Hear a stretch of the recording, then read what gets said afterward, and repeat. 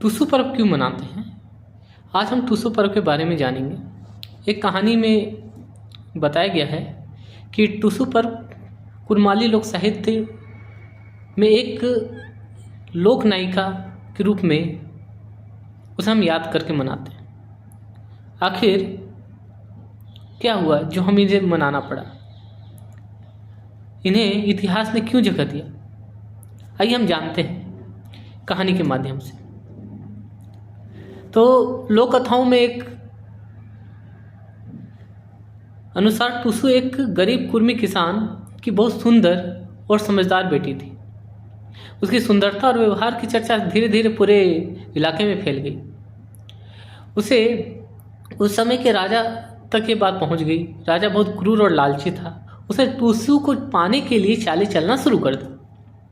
दुर्भाग्यवश राज्य में भयंकर अकाल आया। उसने किसानों से दुगुनी नगद लगान हासिल करने के लिए प्रयास करने लगा। मकसद एक था, टुसू को पाना। किसान बहुत परेशान हो गए। टुसू समझदार थी। टुसू से यह देखकर राजा ने क्या उसने किसानों को संगठित किया। वहाँ राजा की में सेना में हथियार से लैस सभी सामान, तलवार, फरसा, भाला, हाथी और घोड़ों से लैस उनकी सेना थी, जबकि किसान साधारण थे। दोनों के बीच भयानक लड़ाई हुई। हजारों किसान मारे गए।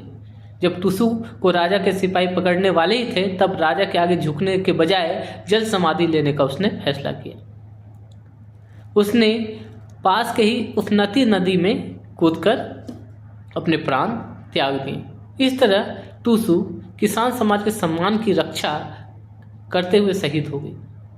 टुसू के इस बलिदान की खबर दूर दूर तक फैल गई। लोगों ने दिशा में उसके लिए सम्मान और श्रद्धा और भी बढ़ गई। तभी से उसकी याद में हर साल टुसू पर्व मनाया जाने लगा।